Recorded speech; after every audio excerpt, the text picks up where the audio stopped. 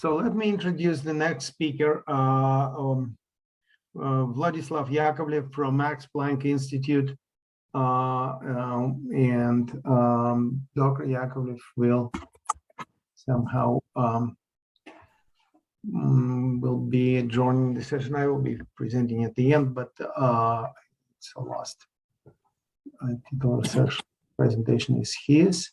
Thank you. Thank you, Vladislav, please. Okay, yeah, thank you for the introduction. So does the technology work well? Yes. All right.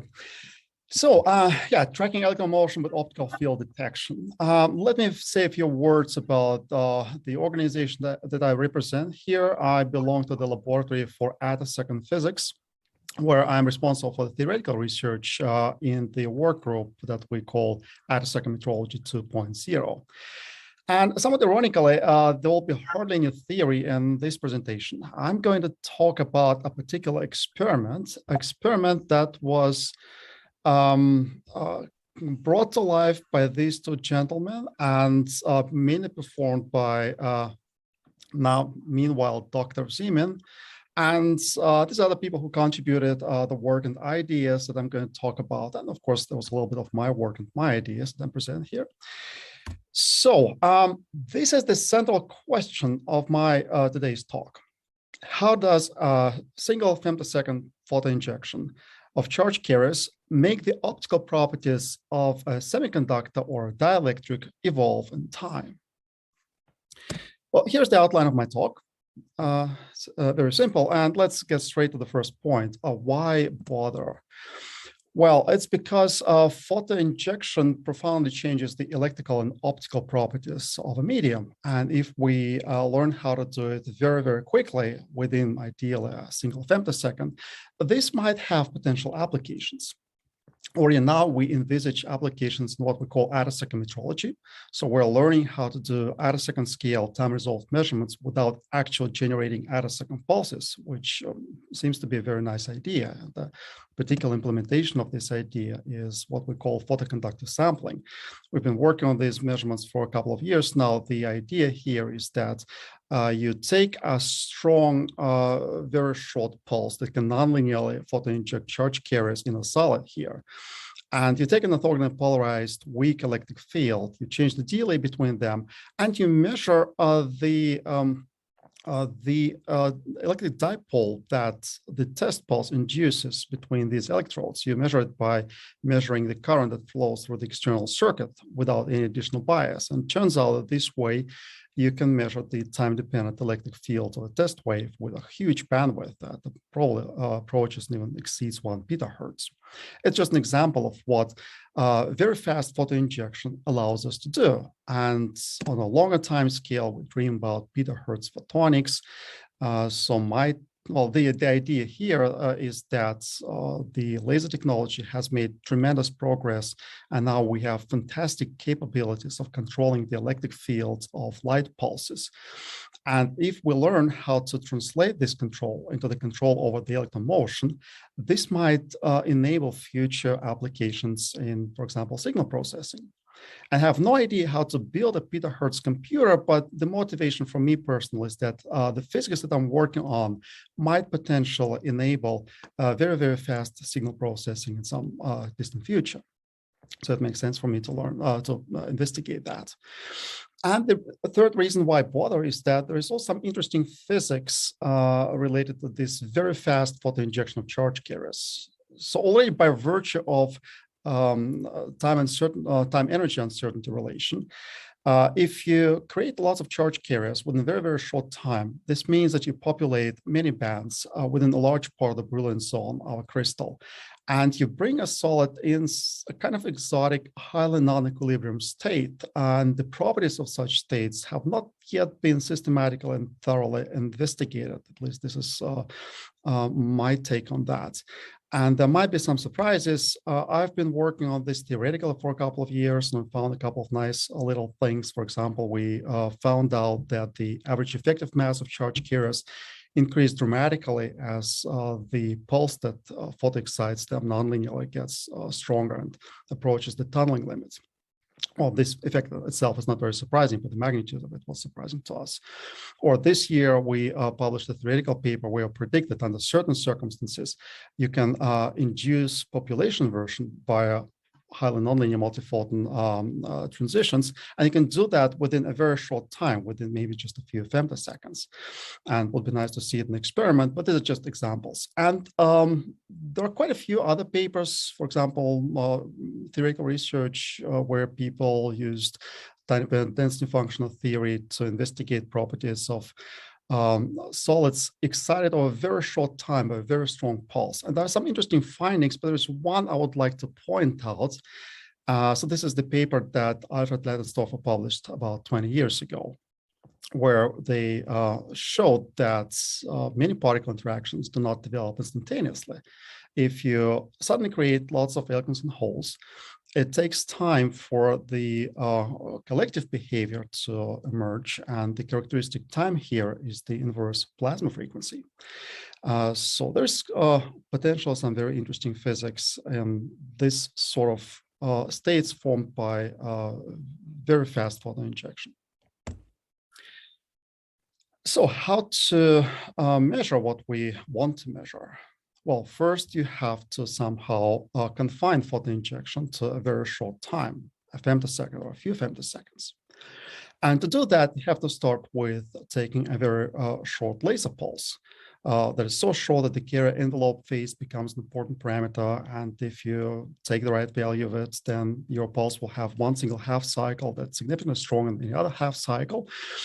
And from this short pulse, there are two ways to go. You can use some nonlinear process to generate a very short pulse of ultraviolet or extreme ultraviolet radiation, and then use that very short pulse for fast photon injection. Or alternatively, you can just take the pulse that you have and take advantage of some highly nonlinear process that brings valence electrons to conduction bands. So for example, if I take a 3 femtosecond pulse and I let it interact with a solid where the pulse cannot drive single photon transitions, at least not efficiently, but can drive 2 photon transitions. Now, somewhat naively, I assume that the ionization rate is proportional to the electric field to the power of 4, means square intensity, 2 photon transitions, and I just integrate the ionization rate. I see that I create most charge carriers within a time interval that's shorter than 3 femtoseconds. And if I take a solid with a larger band gap, so that maybe it takes 5 photons to bring a valence electron into a conduction band, then nonlinear photoexcitation will be confined to a single half cycle if the carrier envelope offset phase is right, and maybe a sub-femtosecond time interval. So that's how you can confine photon injection time. But now what we actually want to study is how the optical properties of the solid evolve with time. And this is where optical field detection comes into play. So here's a cartoon that very, very schematically shows what happened in the experiment. So we took 3 femtoseconds pump pulse with a center wavelength of something like 800 nanometers and 2 micrometer 12 femtosecond weak test pulse. And importantly, they were orthogonally polarized because the job of the pump pulse is to photoexcite the sample to photoinject charge carriers via a nonlinear process. And the job of the test pulse is to interact with the charge carriers that are created by the pump pulse and displace them, accelerate them. And we want to learn something about the motion of charge carriers along the direction of the test field by using optical field detection. So the 2 pulses are separated in a wire-grid polarizer.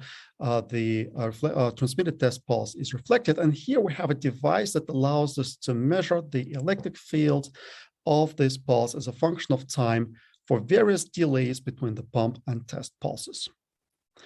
In principle, we could have done these measurements with electro-optic sampling. We didn't use that. We used a new technique, and we're currently trying to publish it. It has a larger bandwidth than electro-optic sampling typically has. But for the purpose of this talk, it doesn't really matter.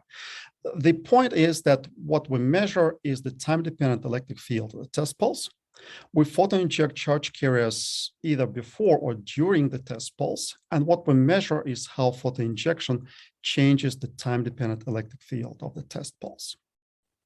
So the question is, what can we learn about the motion of charge carriers in the field of the test pulse?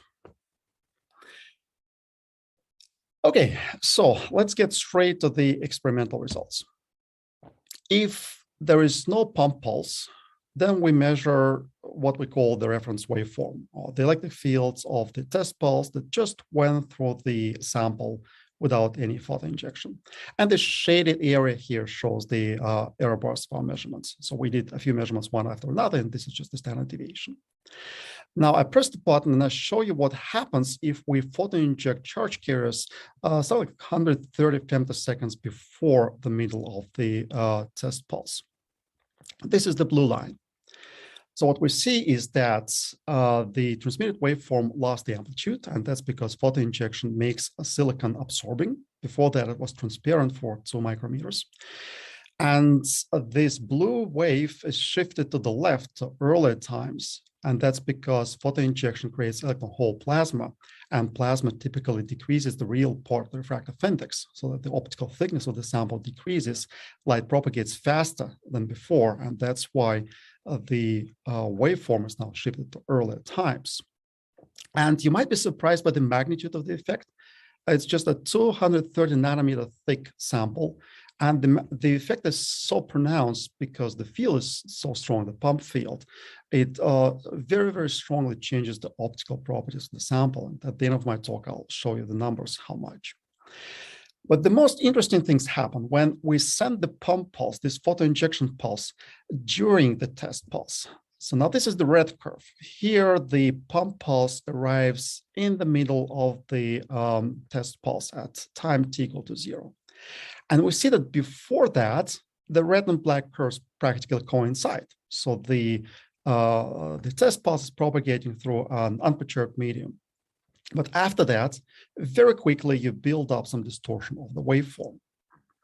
And to see how quickly it happens, in general, to analyze the data, it's a useful thing to subtract the reference waveform from the other waveforms that we measure and plot the difference. So just on the upper panel is the plot you've been looking at so far, and the lower panel is just what we get if we take the measured time-dependent electric field of the test pulse and subtract the reference waveform, the one that went through the sample that was not excited by the pump pulse. So you see, before photo injection happens, this curve is almost 0, means that the waveform that we measure is almost the same as the reference waveform. But then deviations appear, and how exactly we reshape the waveform is quite sensitive to the moment of photo injection. So you see here, I show here 4 different photo injection times that are different by just 2 femtoseconds. And we see that it kind of makes a difference whether photo inject charge carriers, the 0 crossing of the test field or peak of the test field. Kind of interesting. All right, this brings me to the final and I think most interesting part of this talk, what we learn from that. Well, first, to learn something from this data, you need a model. And well, I'm a theorist, and of course, I ran some ab initio calculations. But I'm not going to show you any ab initio results here. I'm going to show you something very, very simple. And that's because these sort of measurements, it might look very similar to what people in terahertz community have been doing for a very, very long time. But here with a 3 femtosecond photo exciting pulse and near infrared test pulse, it's a kind of different parameter regime. And it's the first experiment of this sort. And when you start investigating something that is relatively new, it's good to start with a very simple model, just to see what is the simplest model that describes what you measured. And once you figure out what matters and what doesn't, then you can proceed to building more complicated models.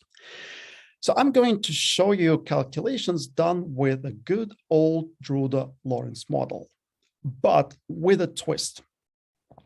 Here we have photo injection that happens during the test pulse.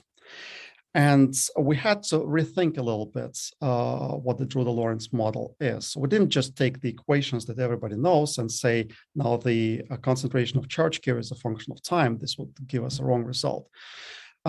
So the Drude-Lorentz model can be derived quantum mechanically, but it can also be derived classically. And to keep things simple, we'll stick to the classical derivation. Let me just remind you what the model itself is. We assume that there are two kinds of electrons or charge carriers in general, those that can move, and their motion is described by Newton's second law, where there's an external force, the electric field acts on them, and there is an attenuation term, which we usually describe as the collisional term, but in principle, it's not necessarily collisions. Anything that leads to absorption can be phenomenologically described by this term. And the second sort of electrons is the bound electrons, and their motion is described as the Lorentz resonator. And the twist that we had to make to the model, we now assume that all this motion starts suddenly at some point during the test pulse. Initially, there were no free electrons, and we just had the polarization response of the unperturbed medium, but the polarization response of the perturbed medium is the unperturbed response plus a Drude term plus a Lorentz term. And for both these terms, we assume that they are zero up to a certain moment of time, t0, that's the photoinjection moment. And then all of a sudden, we create the free charge carriers and Lorentz oscillators that did not exist before photoinjection. And the reason why I'm considering instantaneous photoinjection is kind of pedagogical, because as I was working on the theoretical support of these measurements, there was some pressure from my experimental colleagues that maybe from this sort of measurements, we can learn something about the dynamics of photoinjection.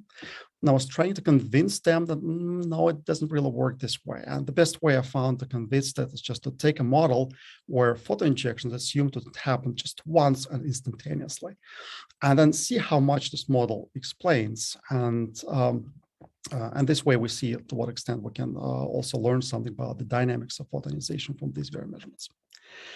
Okay, that's pretty much all the theory I wanted to tell you about.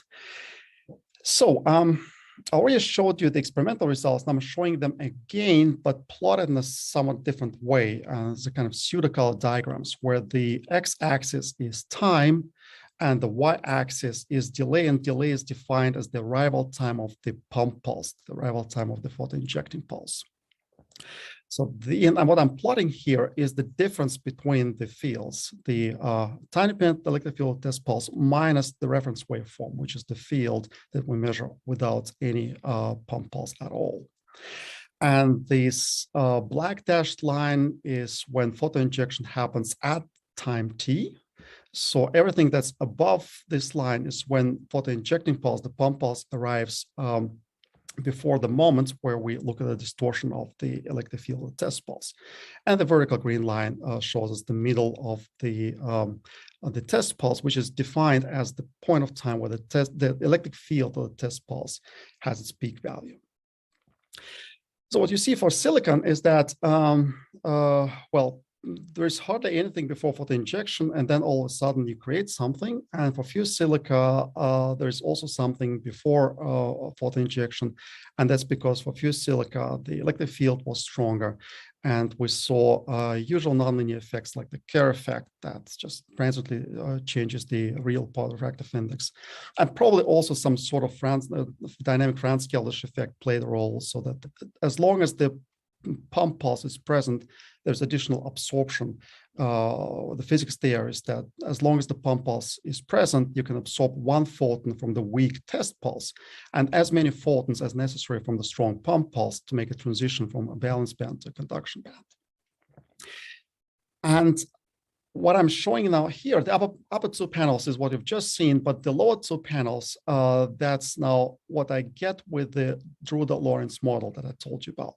I'm skipping lots of technical details, how I went from those Newton's equations of motion to these plots. You just have to believe me that what is shown here in the bottom plots is just that simple semi-classical model, or classical model, not even semi-classical model, with a couple of fit parameters, where the fit parameters were adjusted to the experiment, of course, but there were just a couple of them, and we described surprisingly well how the distortion of waveforms that happens after the pump pulse ends.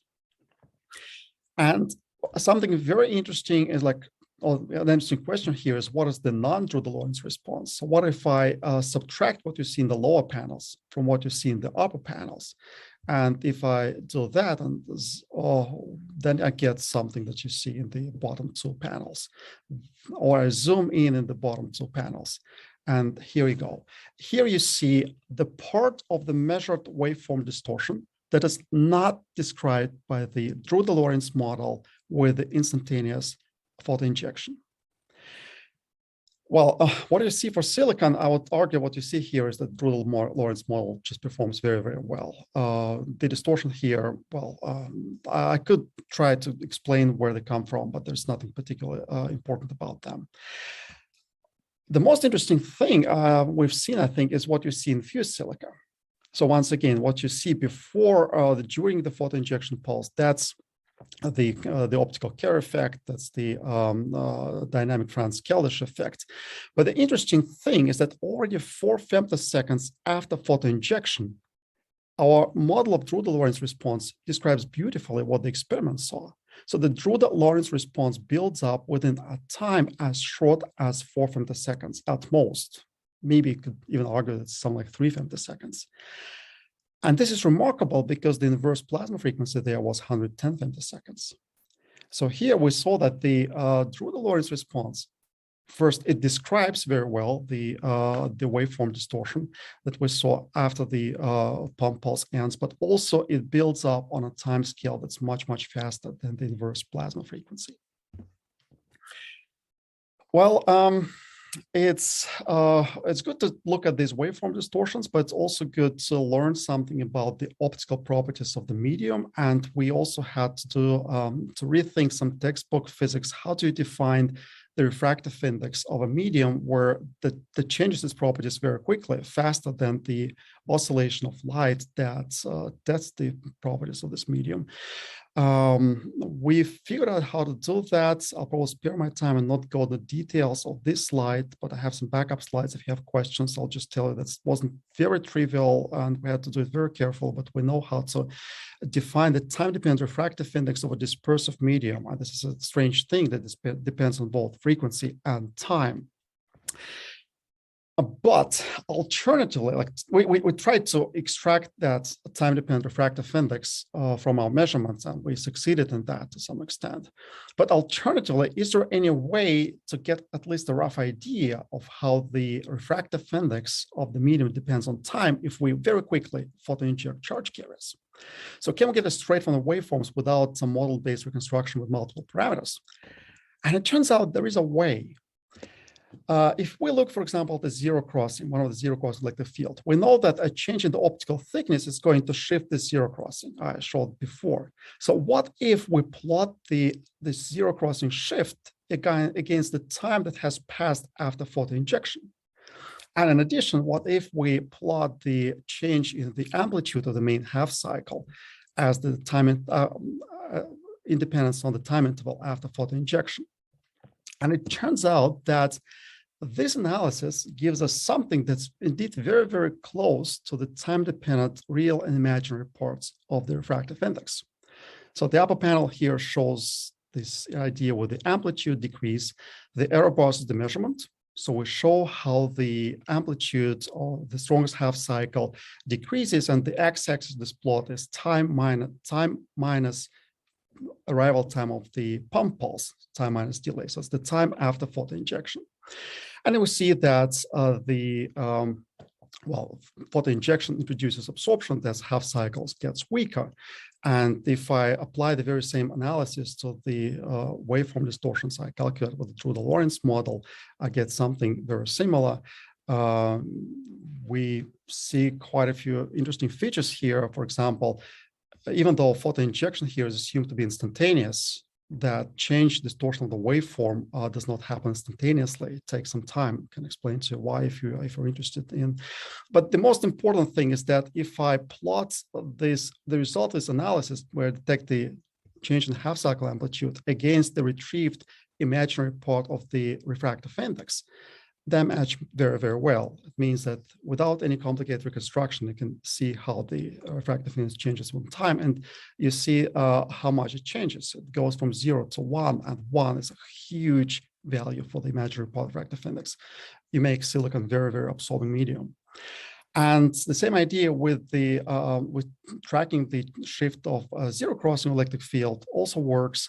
It gives results that's very, very close to the time-dependent real part of the refractive index. I think that's the first time we look at the time-dependent refractive index of a solid after sudden photon injection.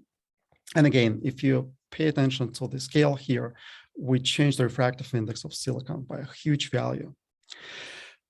Well, and this is what it looks like for fused silica. So for fused silica, we have much, much smaller changes in the real imaginary parts of the refractive index. But we have similar things. We see it, for example, even in the model where photon injection happens at a particular moment of time, and after that moment, nothing really happens. The real and imaginary parts of the refractive index have a kind of complex time dependence that matches what we saw in the measurements. And maybe there's some interesting physics also to dig from that later on. Well, I would like to go straight to conclusions. We can discuss eventual questions after that.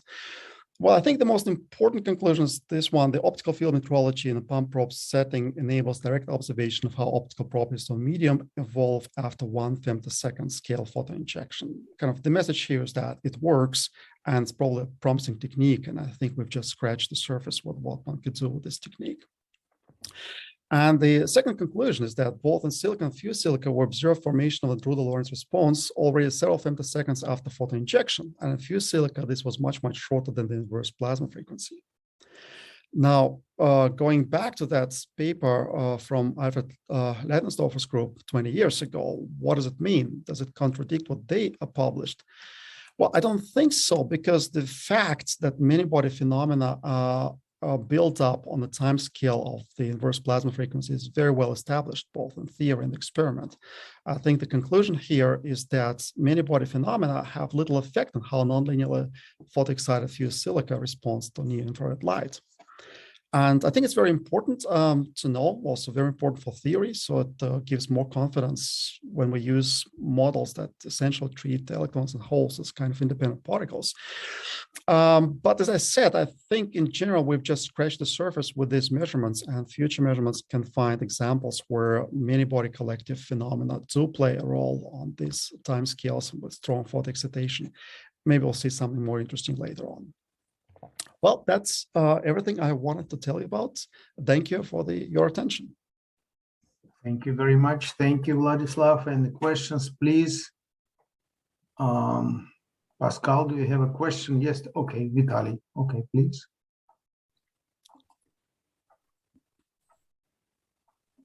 Okay. First of all, Vladislav, thank you for a very nice talk. I did enjoy it.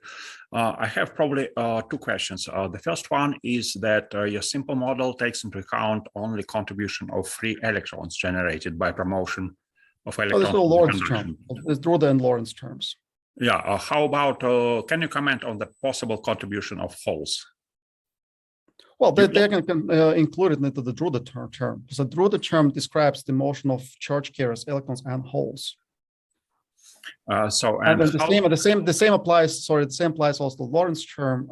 That the Lorentz term is responsible for interband transitions, where you go from one conduction band to another conduction band, or from one valence band to another valence band. Okay, and another question is that the Drude model has a fitting parameter that is either collision rate or collision time. What was the magnitude of that parameter for silicon?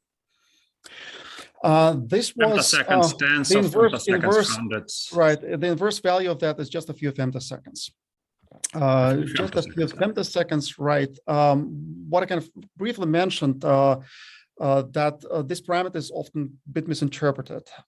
So even, for example, there are papers, theoretical papers where people use time-dependent density functional theory that has no collisions at all, fit the results with the Drude model, and they see a very good fit. And they get this fit with this collision rate being some like inverse femtosecond.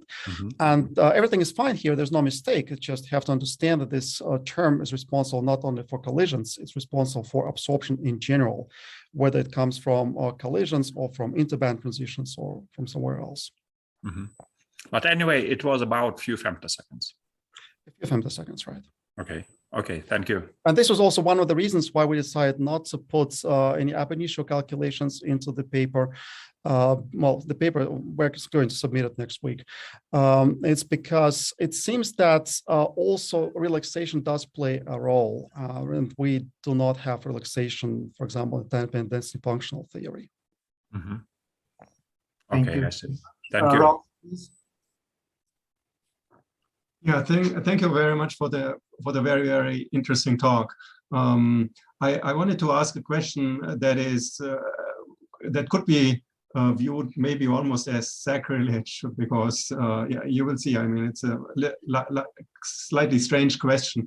I'm wondering if timescales are getting shorter and shorter, and you guys can resolve better and better very, very short timescale interactions. One would, I assume, sooner or later see that the Coulomb interaction that we always put in our Hamiltonian is of course not instantaneous. That is not so strange. That has nothing to do with sacrilege. The more problematic question I would ask, and I would never put in writing probably, is do you think there could be ever a time scale on which the Pauli principle doesn't work anymore? Because that is built in all in our theories. It's totally independent of timescale. It's just there, and so there's in principle nothing to discuss about from a theoretical point of view. But as timescales get so short, maybe there could be deviations from that. Well, you can't break the Pauli principle. Maybe I just don't understand the context of the question. Well, yeah, I mean, we have bosons and fermions, and we can distinguish bosons and fermions, and we do that on paper by commutation relations and in experiments by phase-space blocking and things like that. The question, and as I said, I admit it's a strange question. Could there be a time scale on which these distinctions between fermions and bosons do not work? Short time scales, I mean. No matter what the time scale, if you have a system of fermions like electrons, they build an antisymmetric wave function, and this antisymmetry is preserved. So obviously Hamilton operator commutes with the symmetrization operator. Maybe let me answer a question that's maybe not exactly your question, but it's a relevant question, because we frequently get nasty referee reports and we have to repeat the same argument again and again. We frequently use models that do not explicitly account for the Pauli exclusion principle. For example, we just use a kind of independent particle approximation. We solve the time-dependent Schrödinger equation for every valence electron in our model independently and then put everything together. And classical criticism is that, well, don't you violate the Pauli exclusion principle? You treat every particle independently. And surprisingly, you don't, but for very reasons that are not obvious at all. And this is exactly the fact that if your Hamiltonian commutes with a symmetrization operator, there is no difference whether you antisymmetrize all the time while you're solving your time-dependent Schrödinger equation, or you ignore symmetrization and antisymmetrize at the end. You must get exactly the same result.